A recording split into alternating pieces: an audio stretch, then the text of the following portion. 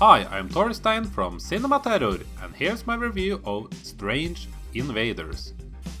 Strange Invaders is a homage to the glorious days of 1950s sci-fi movies. It is actually the second in the never completed trilogy in name or style only by director Michael Lawlin, following his 1981 effort Strange Behavior. In Strange Invaders we follow Professor Charles Bigelow, played by Paul Le Mat.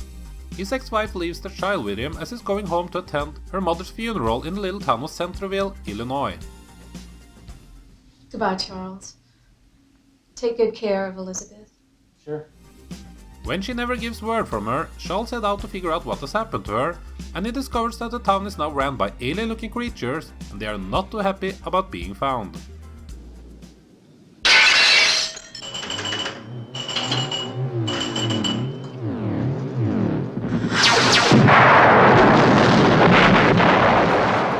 In today's cinema and television, it is not uncommon for filmmakers to show off the love for the films they enjoyed when they were young. The 80s nostalgia trip that we're experiencing these days aren't all that new though, as homages has been a thing in the past as well. Strange Invaders is one of them that shows a lot of love to the 50s sci-fi movies, but updates it using modern technologies that they had available when the film was in production in 1982. That doesn't take away from the movie and can watch it as its own thing, but it does improve the experience if you are familiar with the films it is having fun with and making it easier to understand some of the weird filming choices, including the soft, foggy lens filter style that has been applied to the film.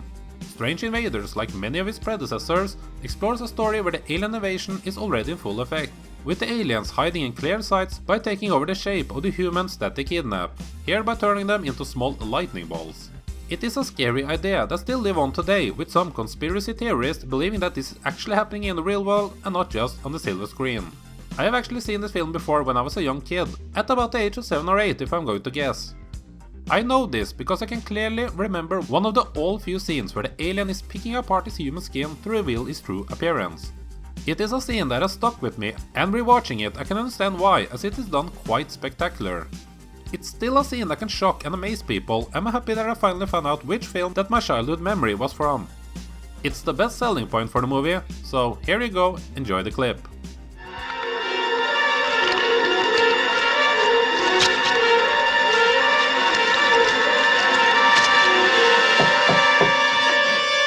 Room service. Room service. I'll just leave it on the table, sir.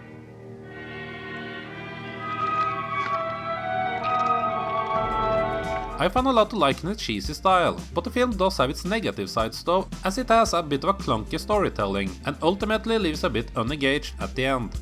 Especially the middle part after Nancy Allen's character is introduced, borderlines of being boring for a while. Not that it is Allen's fault at all though. She knows exactly what she's in and delivers a fun performance. Let me guess. You were hypnotized. You were taken aboard a flying saucer where they placed you on a silver table and examined you. I just think that they should have went a different way in how they were going to tell the story and bring some more alien action to the screen. It doesn't help the movie that it spends a lot of time making the main character, Charles, have a relationship with a few different women either. I understand why due to the movies it is homaging, but these parts of the film left me a bit too cold. I'm not a huge fan of the actor either, Paul Le Mat, as he looks and acts like he belongs on an 80s television show.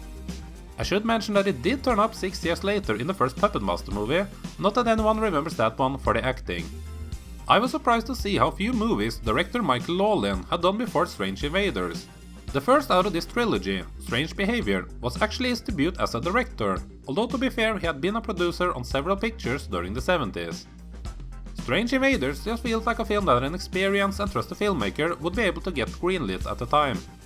It is a shame that he wasn't able to do the third film in the planned trilogy, which was supposed to be a rebel without a cause set in space type of movie.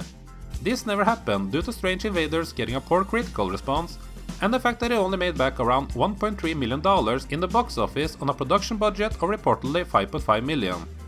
Lawlin would only direct one more movie with the 1985 drama My Letter to George, and after that one he didn't do much over the years except write the screenplay for two movies, Shanghai 1920 in 1991 and Town & Country 10 years later. Strange Invaders is a fun, good film, but not much more than that. It does feature some awesome special effects and paces along quite nicely. I do believe that this is a movie that will be more enjoyed today by the adult 30+ crowd than the younger crowd, but hey, if you have nothing else to put on, then Strange Invaders is not a bad choice. Strange Invaders gets a 3 out of 5. Anyone out there that got some fond memories of Strange Invaders? Perhaps you saw it at an early age like me and had the alien scene imprinted into your young mind? Feel free to talk about it in the comment section below, like, subscribe and all of that stuff, and please do check out my Patreon page if you're feeling generous today. Hope to see you again next time, and as always, thank you for watching.